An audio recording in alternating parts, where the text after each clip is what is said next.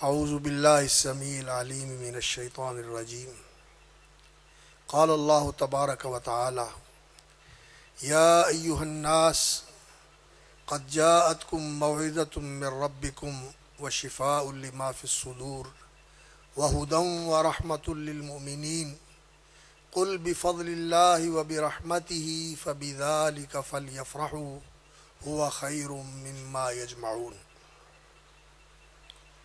وقال رسول اللہ صلی اللہ علیہ وسلم فیما یرویہ عثمان بن عفان عن رسول اللہ صلی اللہ علیہ وسلم یقول قال رسول اللہ صلی اللہ علیہ وسلم خیرکم من تعلم القرآن وعلمہ۔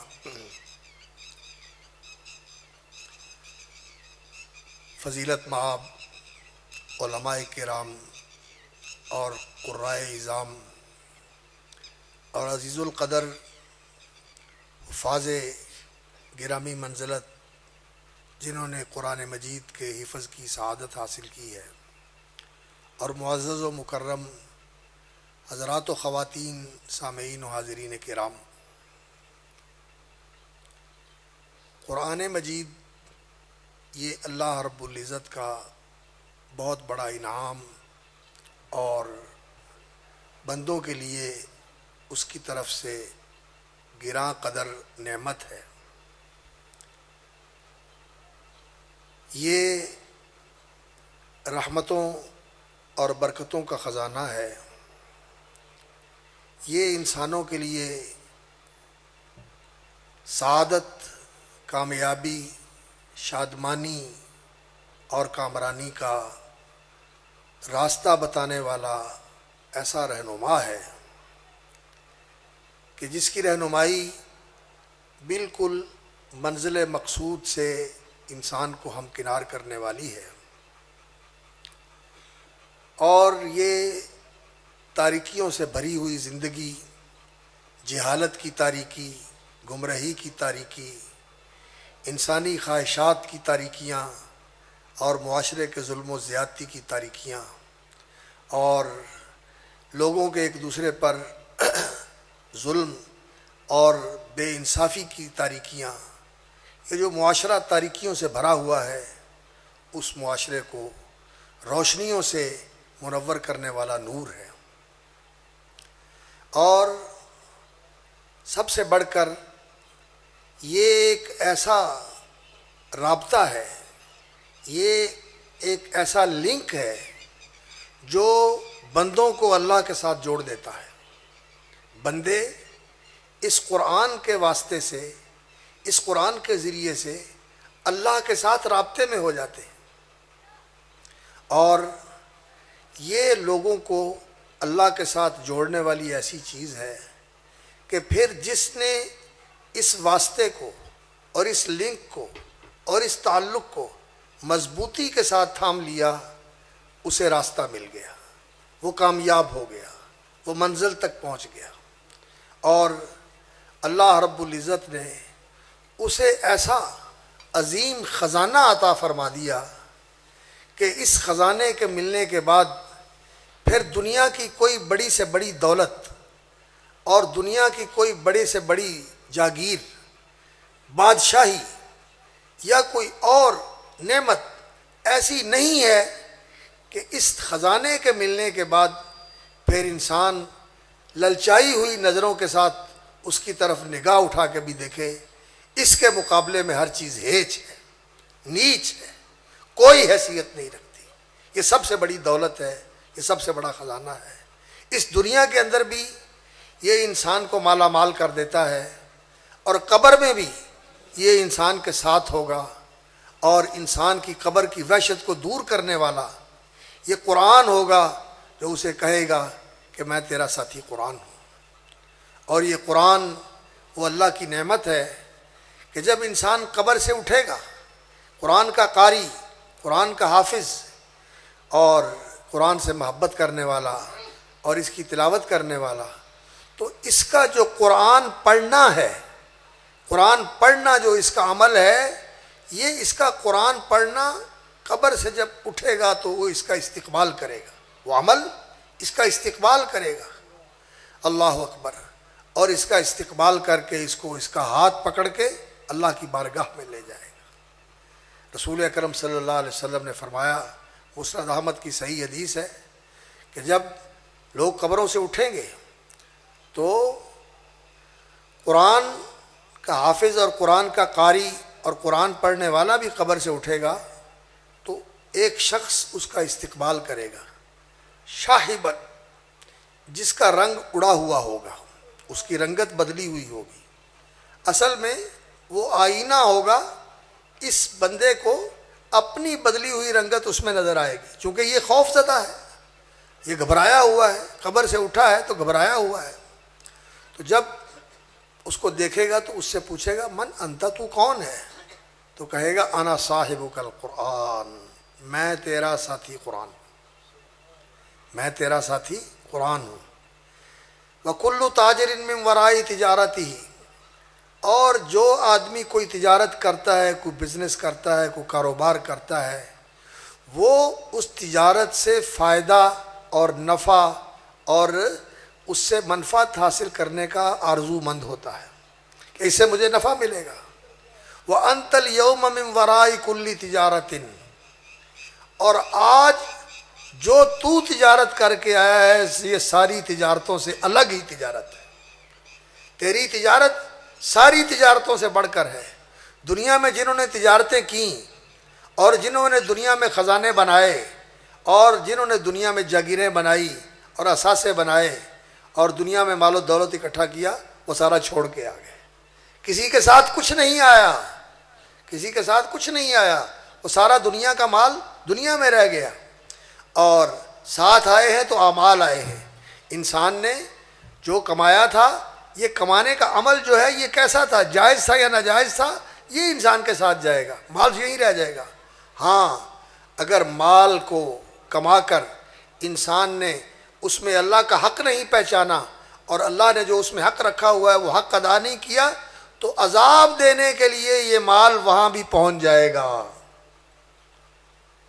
جیسا کہ اللہ رب العزت نے فرمایا وَلَا يَحْسَبَنَّ الَّذِينَ يَبْخَلُونَ بِمَا آتَاهُمُ اللَّهُ مِنْ فَضْلِهِ هُوَ خَيْرًا لَهُمْ سَيُطَوَّقُونَ مَا بَخِلُوا بِهِ يَوْمَ الْقِيَامَةِ، فرمایا وَلَا يَحْسَبَنَّ الَّذِينَ يَبْخَلُونَ بِمَا آتَاهُمُ اللَّهُ مِنْ فَضْلِهِ هُوَ خَيْرًا لَهُمْ بَلْ هُوَ شَرٌّ لَهُمْ، جن کو اللہ رب العزت نے مال دیا ہے اور وہ اس مال میں بخل کرتے ہیں، جو اللہ کا حق ہے وہ ادا نہیں کرتے، زکوٰۃ نہیں دیتے، جو کمزور اور نادار رشتہ داروں کا حق اللہ نے اس مال میں رکھا ہوا ہے وہ ادا نہیں کرتے، جو معاشرے کے مفلوق الحال اور ضرورت مند نادار لوگ ہیں، سائل سوال کرنے والے، محروم، اور جن کے پاس وسائل نہیں ہیں، بے وسیلہ لوگ، نادار لوگ، ان کا جو حق اللہ رب العزت نے مال میں رکھا ہوا ہے وہ مال میں رکھا ہوا حق ادا نہیں کرتے، بلکہ اپنے آپ کو ہی سمجھتے ہیں کہ جی میری پوری نہیں پڑتی تو میں کسی کو کیا دوں، ہوا خیر لہم، یہ ان کے لیے بہتر ہے، نہیں، فرمایا بل ہوا شر لہم،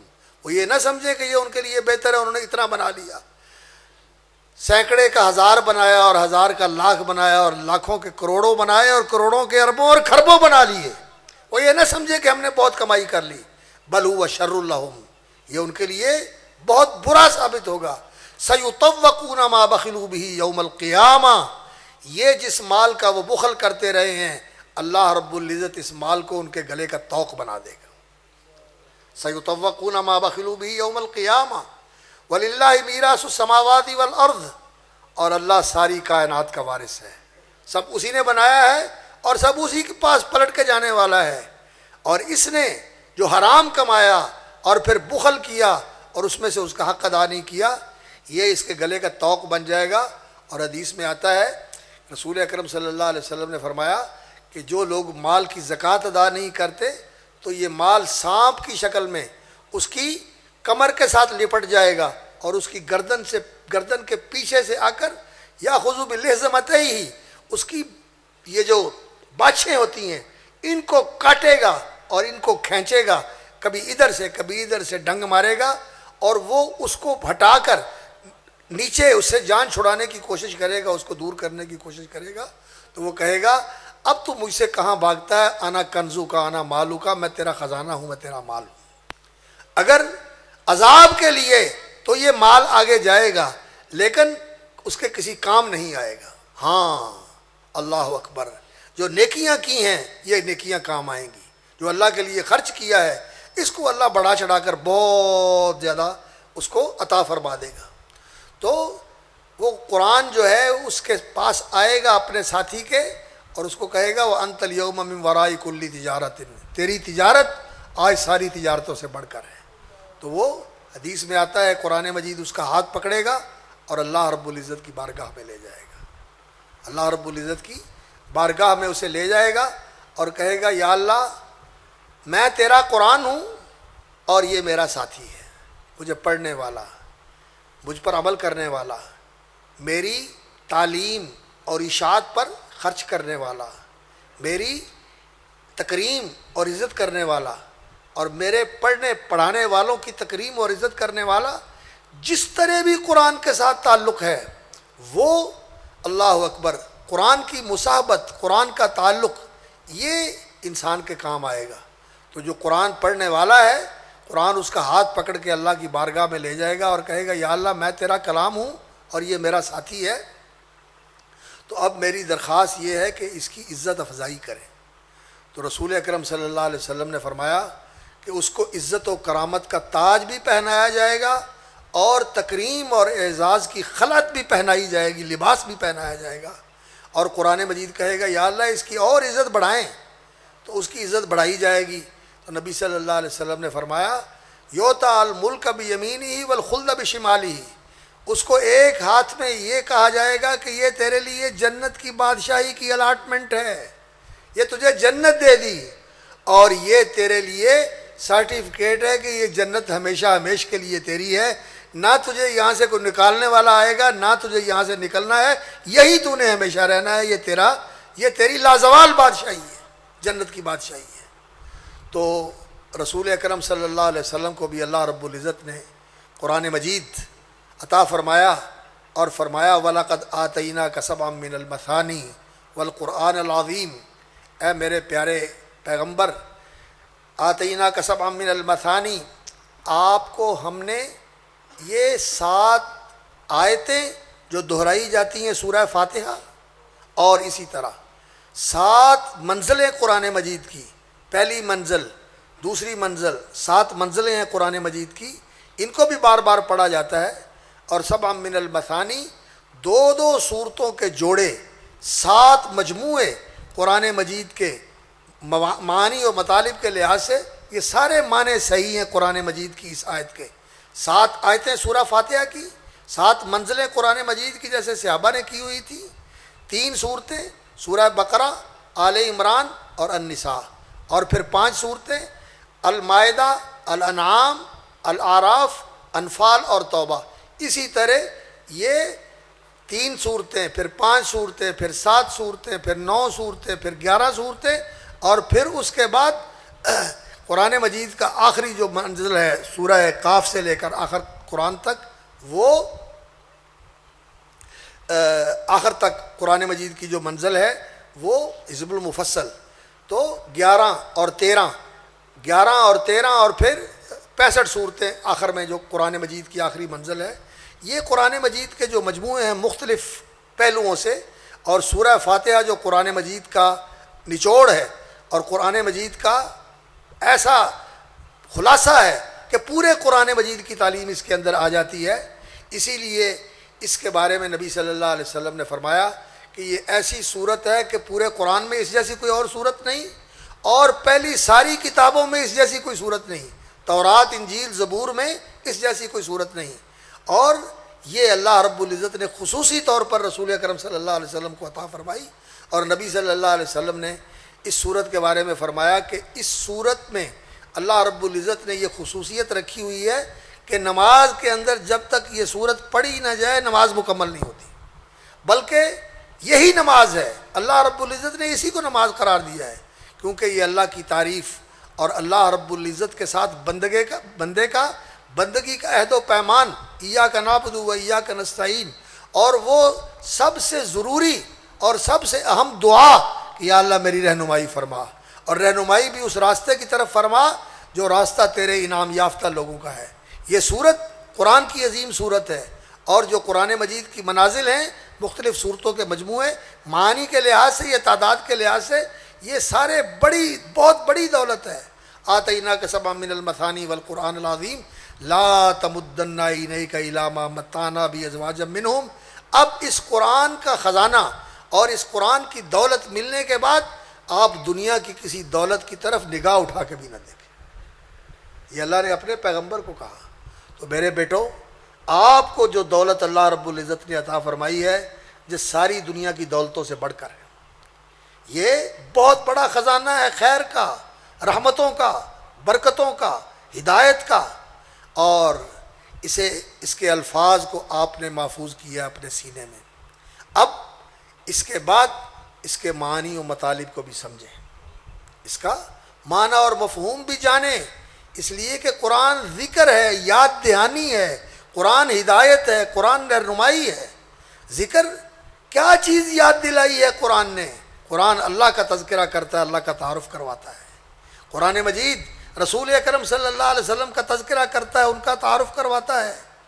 اور قرآن مجید اس دنیا کی حقیقت بتاتا ہے کہ یہ دنیا کیا ہے۔ قل بتاؤ دنیا قلیل، اللہ اکبر، والآخرۃ خیر لمن اتقی، ما عندکم ینفد وما عند اللہ باق۔ اور وَاضْرِبْ لَهُم مَّثَلَ الْحَيَاةِ الدُّنْيَا كَمَاءٍ أَنزَلْنَاهُ مِنَ السَّمَاءِ فَاخْتَلَطَ بِهِ نَبَاتُ الْأَرْضِ فَأَصْبَحَ هَشِيمًا تَذْرُوهُ الرِّيَاحُ وَكَانَ اللَّهُ عَلَىٰ كُلِّ شَيْءٍ مُقْتَدِرًا۔ اس دنیا کی حقیقت قرآن نے بیان فرمائی اور آخرت کی عظمت قرآن نے بیان فرمائی۔ وَالْآخِرَةُ خَيْرٌ وَأَبْقَىٰ، اور آخرت باقی رہنے والی ہے اور بہت بہتر ہے۔ اور اس دنیا کے مقابلے میں آخرت اتنی بڑی ہے، اور آخرت کی عظمتوں، آخرت کی بڑائی اور آخرت کے قیمتی اور آخرت کے بہت عظیم المرتبت ہونے کے وجہ سے یہ دنیا آخرت کے مقابلے میں اتنی حیثیت بھی نہیں رکھتی۔ کما یجعل احدکم اصبعہ فی الیم، کہ انسان اپنی انگلی کو سمندر میں ڈالے اور پھر دیکھے کہ یہ نمی اور یہ پانی کے چند بوند یا ایک قطرے جو انگلی کے ساتھ لگے ہوئے ہیں، ان کی کیا نسبت ہے اس سمندر کے ساتھ؟ کوئی ہے نسبت؟ کوئی نہیں۔ تو فرمایا اس کی تو کوئی نسبت ہو سکتی ہے، کوئی جو بہت باریک نظام ہوتا ہے کہ گرام کو بھی 1000 حصوں میں تقسیم کر کے، پھر اس 1000ویں حصے کو بھی 1000ویں حصے میں تقسیم کر کے کو لوگ حساب نکالتے ہیں، میتھمیٹکس والے، ریاضیات والے۔ تو یہ کوئی اس طرح کی تقسیم ہو سکتی ہے، لیکن دنیا آخرت کے مقابلے میں یہ حیثیت بھی نہیں رکھتی۔ اتنی بڑی عظیم ہے آخرت۔ تو اس آخرت کی قدر و قیمت بتاتا ہے قرآن، دنیا کی حقیقت بتاتا ہے قرآن، اللہ کی عظمت بتاتا ہے قرآن، اور اس کے ساتھ جو سب سے ضروری چیز ہے، انسان کو اپنی حیثیت بتاتا ہے کہ تو کیا ہے، اللہ نے تجھے کیا بنایا ہے، تیرے اندر کیا صلاحیتیں رکھی ہیں، اور اللہ نے تجھے کس جگہ کے لیے بنایا ہے، اور اللہ نے تیرے لیے کیا اعزازات اور انعامات رکھے ہوئے ہیں جو تو حاصل کر سکتا ہے بندگی کی راہ پہ چل کے، شکر گزاری کی راہ پہ چل کے، اللہ کا وفادار اور فرما بردار بندہ بن کے تو کن عزتوں کے ساتھ، کس شرف اور کس کرامت کے ساتھ تو سرفراز ہو سکتا ہے، اس سے بہرہ مند ہو سکتا ہے۔ یہ انسان کو قرآن نے بتایا ہے۔ قرآن یاد دہانی ہے، قرآن تذکیر ہے، ذکر ہے۔ اللہ اکبر۔ اور ذکر کا ایک معنی شرف بھی ہوتا ہے۔ وَإِنَّهُ لَذِكْرٌ لَكَ وَلِقَوْمِكَ، جس کو قرآن اللہ نے دے دیا، اس کی اللہ رب العزت نے عزت بڑھا دی، اس کی شان بڑھا دی۔ إِنَّ اللَّهَ يَرْفَعُ بِهَذَا الْكِتَابِ أَقْوَامًا وَيَضَعُ بِهِ آخَرِينَ۔ اللہ اس قرآن کے ذریعے پستیوں سے اٹھا کے لوگوں کو آسمان کی بلندیوں پہ لے جاتا ہے۔ يَرْفَعُ بِهَذَا الْكِتَابِ أَقْوَامًا وَيَضَعُ بِهِ آخَرِينَ۔ اور جو اس کا انکار کرتے ہیں، جو اس کی بے قدری کرتے ہیں، جو اس سے منہ موڑتے ہیں، جو اس سے بے رخی برتتے ہیں، اللہ ان کو ذلیل کر دیتا ہے۔ وہ ذلیل ہو جاتے ہیں، وہ رسوا ہو جاتے ہیں، وہ بے قیمت اور بے حیثیت ہو جاتے ہیں۔ اللہ اکبر۔ تو قرآن شرف بھی ہے، اور قرآن یاد دہانی بھی ہے، اور قرآن اللہ رب العزت کا واعظ بھی ہے، اور قرآن مجید رہنما بھی ہے۔ یہ زندگی کی گائیڈ بک ہے، رہنما کتاب ہے۔ ان ھذا القرآن یہدی للتی ہی اقوم۔ یہ قرآن وہ راستہ بتاتا ہے جو انسان کو سیدھا منزل مقصود پر لے کے جاتا ہے۔ اللہ کی طرف لے کے جانے والا، اللہ کے رسول کی طرف لے کے جانے والا صلی اللہ علیہ وسلم، دنیا کی عزت و سعادت کی طرف لے کے جانے والا، آخرت کی کامیابی اور شادکامی کی طرف لے کے جانے والا راستہ قرآن بتاتا ہے۔ تو اس کے معنی و مطالب کو بھی سمجھنا ہے میرے بیٹے۔ اور قرآن عمل کی کتاب ہے۔ قرآن صرف اس لیے نہیں ہے کہ اس کے الفاظ کو پڑھا جائے اور مقامات کی رعایت کے ساتھ اس کو موسیقی کی لے اور دھن میں اس کے زیر و بم کے ساتھ اور اس کے اتار چڑھاؤ کے ساتھ اس کی آواز کو خوبصورت بنایا جائے، صرف یہ مقصد نہیں ہے۔ اگرچہ خوبصورت آواز میں پڑھنا نبی صلی اللہ علیہ وسلم نے اس کی تلقین اور تعلیم فرمائی ہے۔ فرمایا زین القرآن باصواتکم، اپنی آوازوں کے ساتھ قرآن کو خوبصورت بنایا کرو، فإن الصوت الحسن یزید القرآن حسنا، اچھی آواز سے قرآن کا حسن بڑھ جاتا ہے، قرآن کی چاشنی بڑھ جاتی ہے، قرآن کی حلاوت بڑھ جاتی ہے۔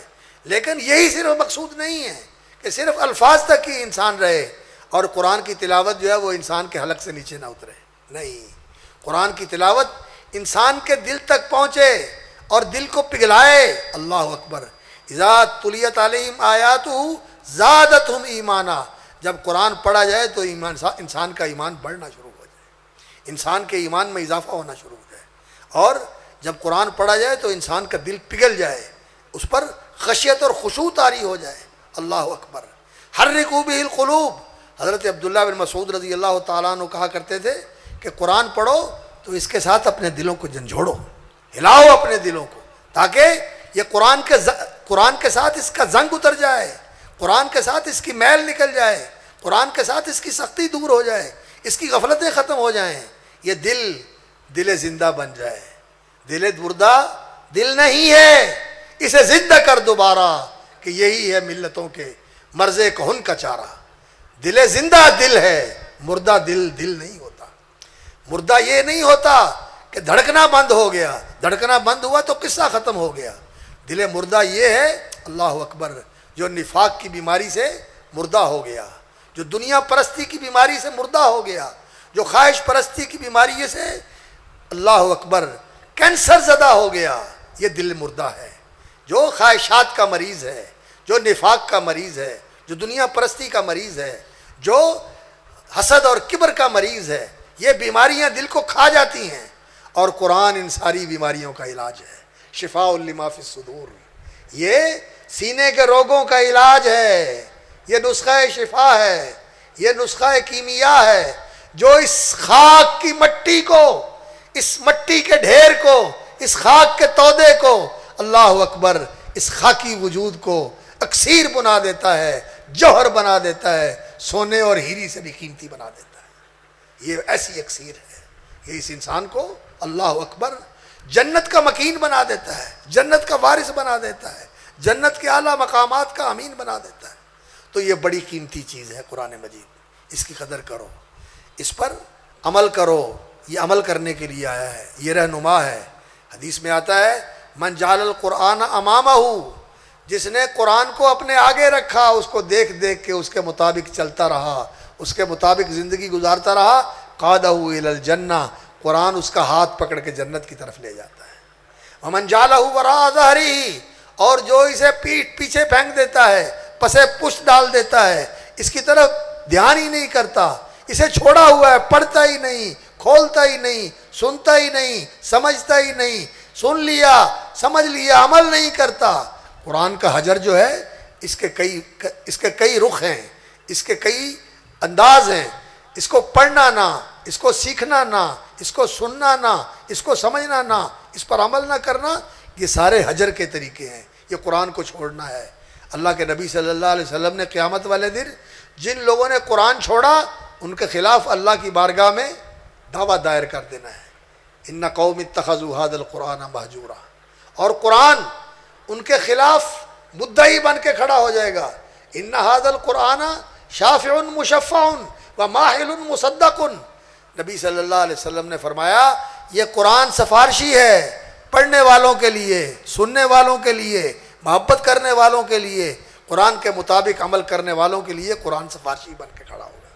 اور ایسا سفارشی ہے مشفع، جس کی سفارش پر اللہ رب العزت نجات کے فیصلے فرما دے گا۔ ڈگری ہو جائے گی کہ جا تو کامیاب ہے، آج تیری کامیابی کا پروانہ تیرے ہاتھ میں دے دیا گیا ہے۔ قرآن سفارشی ہے، وَمَاحِلٌ مُصَدَّقٌ، اور ایسا فریق مخالف بن کے اللہ کی بارگاہ میں دعویٰ کرنے والا ہے، اللہ اکبر، کہ جس کے حق میں فیصلہ کر دیا جائے گا، ماحل المصدق، جس کے خلاف قرآن دعوے دار بن کے کھڑا ہو گیا، پھر وہ اس کا ٹھکانہ جہنم ہے۔ اور حدیث میں آتا ہے کہ کئی لوگ جہنم میں جائیں گے اور ان کی سفارش کی جائے گی، اور اللہ تعالیٰ سفارش کے ساتھ ان لوگوں کو جہنم سے نکال لے گا۔ نبی سفارش کریں گے، اللہ کے نیک بندے سفارش کریں گے، اور اس سفارشوں سے اللہ رب العزت ان کو جہنم سے نکال لے گا۔ پھر اللہ تعالیٰ پوچھیں گے آپ جہنم میں کون رہ گیا ہے؟ تو بتایا جائے گا اب جہنم میں وہ رہ گئے ہیں جن کو قرآن نے پکڑا ہوا ہے۔ قرآن کی بے قدری نہ کریں، قرآن سے بے رخی نہ برتیں، قرآن کے ساتھ محبت کریں، اس کے ساتھ تعلق جوڑیں۔ یہ اللہ کے ساتھ تعلق جوڑنے والی کتاب ہے، یہ بہت بڑی تجارت ہے، یہ رحمتوں اور برکتوں کا خزانہ ہے، اور یہ بہت بڑی دولت ہے، یہ بہت بڑا سرمایہ ہے، اس کی قدر کیجیے۔ اللہ اکبر۔ تو قرآن مجید یہ ایسی چیز ہے کہ اگر اس کو چھوڑنے کی وجہ سے نبی صلی اللہ علیہ وسلم نے دعویٰ کر دیا، قرآن کسی کے خلاف کھڑا ہو گیا، تو اس کے لیے تو بچنے کی راستہ ہی کوئی نہیں ہے۔ ہمیں تو نبی صلی اللہ علیہ وسلم کی سفارش کی اور آپ صلی اللہ علیہ وسلم کی شفاعت کی سب سے بڑی امید ہے۔ اللہ کی رحمت سب سے بڑی ہے، اور اللہ کی رحمت ہی کا یہ بھی مظہر ہے کہ اللہ رب العزت نے نبی صلی اللہ علیہ وسلم کی سفارش کا بھی ذریعہ بنایا ہوا ہے، اور ان کو سفارشی بنایا ہوا ہے اپنی امت کے گنہگاروں کے لیے، بلکہ اہل کبائر کے لیے نبی صلی اللہ علیہ وسلم کو اللہ نے سفارشی بنایا ہوا ہے۔ یہ اللہ کی رحمت ہی ہے کہ وہ نبی صلی اللہ علیہ وسلم ہمارے سفارشی ہوں گے، اور قرآن بھی سفارش کرے گا، اور قرآن تو ہے ہی اللہ رب العزت کی رحمت۔ اللہ نے اس کو قد جاءتکم موعظۃ من ربکم وشفاء لما فی الصدور وہدی ورحمہ، قرآن الرحمن علم القرآن، اس رحمان نے قرآن اتارا ہے اور قرآن سکھایا ہے، اور یہ ہے ہی اس کی رحمت، یہ اس کی رحمت کا خزانہ ہے، اور یہ برکت والی کتاب ہے۔ وَهَذَا كِتَابٌ أَنزَلْنَاهُ مُبَارَكٌ، یہ برکتوں والی کتاب ہے، تو یہ برکتوں اور رحمتوں کا خزانہ ہے، اس کی قدر کیجیے، اس کے ساتھ تعلق بنائیے۔ جیسے محترم قاری عظیم اختر صاحب ماشاءاللہ آپ کو بتا رہے تھے کہ جس عمر کے بھی ہیں قرآن کے ساتھ جڑ جائیں، قرآنی قاعدہ پڑھنا شروع کر دیں، قرآن سیکھنا شروع کر دیں، قرآن کے الفاظ کو صحیح کریں، اس لیے کہ یہ اللہ کا کلام ہے، اس کا حق ہے کہ اسے درست کر کے پڑھا جائے، اور پھر اس کا معنی اور مفہوم سمجھیں۔ تلاوت کرتے ہو مفہوم کے ساتھ، مفہوم اور معنی سمجھ کر تھوڑا حصہ تلاوت کر لیا کریں، انشاءاللہ وہ تلاوت بڑی فائدہ مند ہو جاتی ہے، اور پھر جو پڑھا اور سمجھا پھر اس کو اپنے عمل کا حصہ بنانے کی کوشش کریں۔ اور آپ میرے بیٹا جنہوں نے آپ قرآن حفظ کیا ہے، قرآن اپنے سینوں میں محفوظ کیا ہے، یہ قرآن مجید کا اعجاز ہے کہ چھوٹی عمر کے بچے ماشاءاللہ قرآن پڑھتے ہیں، معنی معلوم نہیں ہوتا، پھر بھی ماشاءاللہ صحیح پڑھتے ہیں اور اس کو اپنے سینے میں محفوظ کر لیتے ہیں، اور ماشاءاللہ ضبط بھی ایسا ہوتا ہے کہ جہاں سے کہو وہاں سے سنا دیتے ہیں۔ اللہ تعالیٰ ان کا سینہ کھول دے اور ان کے سینے میں قرآن کو محفوظ کر دے، اور ان کی زندگیوں میں قرآن کے عمل کو جاری فرما دے۔ قرآن کے ساتھ عمل کرنا، قرآن کے مطابق زندگی گزارنا اللہ رب العزت ان کے لیے آسان بنا دے، اس کی توفیق عطا فرما دے، اور ہم سب کو بھی اللہ تعالیٰ یہ توفیق دے دے، اور اللہ تعالیٰ ہمارے اوپر رحمت فرمائے کہ ہم قرآن کے حامل بھی ہوں اور قرآن کے عامل بھی ہوں، قرآن کو ہمارے سینے میں بھی محفوظ ہو اور ہمارے عمل میں بھی قرآن مجید محفوظ ہو۔ تو آپ قرآن کے ماہر بنیں بیٹا، آپ قرآن کے ماہر بنیں، حفظ کے ماہر، قرات کے ماہر، علم و فہم کے ماہر اور عمل کے ماہر، اور پھر دیکھو اللہ شان کیا دیتا ہے۔ الماہر بالقرآن مع سفرۃ الکرام البررہ، فرمایا جو قرآن کا ماہر ہوتا ہے اللہ انہیں ان فرشتوں کا ہمسر اور ہم مرتبہ بنا دیتا ہے جو آسمان پر قرآن کی وحی لکھنے والے اور قرآن کے نسخے تیار کرنے والے اور قرآن مجید کی وحی لے کے آنے والے تھے، اللہ ان فرشتوں کا ساتھی بنا دیتا ہے، ان کا ہم مرتبہ بنا دیتا ہے، ان کا ہمسر بنا دیتا ہے، اس لیے کہ وہ ان کا اشتغال بھی قرآن کے ساتھ تھا، اور تمہارا اشتغال بھی قرآن کے ساتھ ہو جائے تو اللہ انہی کے ساتھ جوڑ دیتا ہے۔ فرشتوں کے ہم سفر ہو جاتے ہیں، فرشتوں کے ہم سر اور ہم مرتبہ ہو جاتے ہیں۔ اللہ اکبر۔ بعض علماء یہ کہتے ہیں کہ قیامت والے دن ان کی صف میں کھڑے ہوں گے، قیامت والے دن تو ان کی صفیں بہت آگے ہوں گی، بہت آگے ہوں گی۔ یہاں اللہ رب العزت ان کو یہ خصوصیات عطا فرماتا ہے. اگر یہ صحیح معنوں میں قرآن کے ماہر بن جائیں تو یہ فرشتہ صفت انسان بن جاتے ہیں. اللہ تعالیٰ ان کو فرشتہ صفت انسان بنا دیتا ہے. اللہ اکبر. ایسے ہی تھے جو قرآن مجید کے قاری تھے، عبداللہ بن مسعود، زید بن ثابت، عبداللہ ابی بن کعب رضی اللہ تعالیٰ عنہ، اور اللہ اکبر حضرت زید بن ثابت، معاذ بن جبل. یہ لوگ زمین پر چلتے ہوئے فرشتے تھے. اور آج بھی بیٹا ہمیں اس کی کوشش کرنی چاہیے کہ ہمارے سینے میں قرآن ہے، ہماری زبان پہ قرآن ہے، تو ہمارے سینے میں پھر قرآن کے علاوہ اور کوئی چیز نہ جائے. قرآن ہی محفوظ ہو ہمارے سینے میں، اور فضولیات سے اس سینے کو پاک رکھا جائے، اور زبان سے بھی قرآن کی تلاوت ہو، لغو اور جھوٹ اور فضولیات سے اس زبان کو پاک رکھا جائے. یہ اللہ رب العزت نے انسان کو جو بیان اور زبان عطا فرمائی ہے، اس کا سب سے بہترین مصرف قرآن پڑھنا ہے. الرحمن علم القرآن خلق الانسان علمہ البیان. جو اللہ نے بیان کی قوت انسان کو عطا فرمائی ہے، یہ بول سکتا ہے. اس بولنے کا سب سے بہتر مصرف کیا ہے کہ اس زبان سے اللہ کا کلام ادا ہو، اللہ کا کلام پڑھا جائے. تو زیادہ اللہ تعالیٰ کا کلام پڑھا کرے. ضرورت کی بات انسان کر سکتا ہے، ضرورت کی بات انسان کر سکتا ہے، لیکن بلا ضرورت فضول بولنا اور خاص طور پر گندی بات کرنا، لچر بات کرنا، فوش بات کرنا، یہ قرآن کے قاری کے لیے زیبا نہیں ہے. اس زبان سے قرآن پڑھا جاتا ہے، اس کو پاک رکھے. تو اللہ رب العزت آپ کو توفیق عطا فرمائے. اور انشاءاللہ العزیز آپ کے لیے بھی یہ اعزاز ہے، جیسے میں نے وہ حدیث بیان کی، قرآن سفارش کرے گا کہ یا اللہ اس کی عزت بڑھا. اور اسی طرح یوتا بالقرآن وبقارئہ الذی عمل بہ، قرآن کو لایا جائے گا، یعنی قرآن جو پڑھا ہوا ہے انسان نے، وہ پڑھا ہوا قرآن لایا جائے گا، اور اس قاری کو اور پڑھنے والے کو لایا جائے گا جس نے پڑھ کر عمل کیا قرآن کے اوپر، اور اس کے والدین ماجدین کو بھی لایا جائے گا، اس کے عزت والے ماں باپ کو بھی لایا جائے گا. صحیح حدیث ہے، رسول اکرم صلی اللہ علیہ وسلم نے فرمایا. اور ان کی تاج پوشی کی جائے گی، اور ان کو لباس پہنایا جائے گا، اور جو تاج ان کو پہنایا جائے گا وہ اتنا روشن اور چمکدار ہوگا کہ سورج کی روشنی اس کے سامنے ماند پڑ جائے گی. سورج سے زیادہ روشن ہوگا، اور ان کو ایسا لباس پہنایا جائے گا کہ ساری دنیا اس لباس کی قیمت نہیں بن سکتی. تو وہ کہیں گے بما کسینا ھذا، یہ ہماری عزت افزائی کس وجہ سے ہوئی ہے؟ تو انہیں کہا جائے گا بِأَخْذِ وَلَدِكُمُ الْقُرْآنَ، کہ تم نے اپنے بچے کو قرآن پڑھایا تھا. تو ماں باپ کی عزت افزائی، قاری قرآن کی عزت افزائی، یہ تو اللہ نے کرنی ہے. تو ہمارا بھی کوئی حق بنتا ہے کہ نہیں ہم ان کی عزت کریں؟ کیوں بھائی؟ بنتا ہے. نبی صلی اللہ علیہ وسلم نے فرمایا ان من اجلال اللہ، اللہ رب العزت کی تکریم، اللہ کی عزت اور اللہ کے جلال اور اس کے جبروت کو ماننے کا تقاضا یہ ہے کہ اجلال اکرام ذی شیبۃ المسلم، اس مسلمان کی عزت کی جائے جس کے بال اللہ کی فرما برداری میں سفید ہو گئے. اس مسلمان کی عزت کرنا یہ اللہ رب العزت کی بڑائی کا ماننا ہے کہ یہ اللہ کی فرما برداری میں بوڑھا ہو گیا. وحامل القرآن، اور اسی طرح اس قرآن مجید کے حامل، حافظ اور قاری کی عزت کرنا، غیر الغالی فیہ ولا الجافی عنہ، جو قرآن کے مطابق زندگی گزارتا ہے، نہ تو جفا کر کے قرآن سے ہٹ جاتا ہے اور نہ غلو کر کے قرآن سے بڑھ جاتا ہے. قرآن کے مطابق چلتا ہے، جیسے جیسے قرآن کہتا ہے اسی کے مطابق چلتا ہے. اس کی عزت کرنا یہ اللہ کی بڑائی ماننا ہے. الامام المقسط غالباً الفاظ ہیں کہ جو عدل کرنے والا حاکم ہے اس کی عزت کرنا یہ بھی اللہ رب العزت کا جلال اور اللہ رب العزت کی بڑائی ماننا ہے کہ ایسا حکمران جو عدل اور انصاف کرنے والا ہے. حکمران، ہماری تو آج کل روٹین یہ بنی ہوئی ہے کہ ہم حکمرانوں کو صرف گالیاں دیتے ہیں اور ساری برائیوں کا ذمہ دار ان کو بناتے ہیں، اور اگر جھانک کے دیکھیں تو ہمیں کوئی آدمی بھی صحیح کام کرنے والا نہیں ملتا.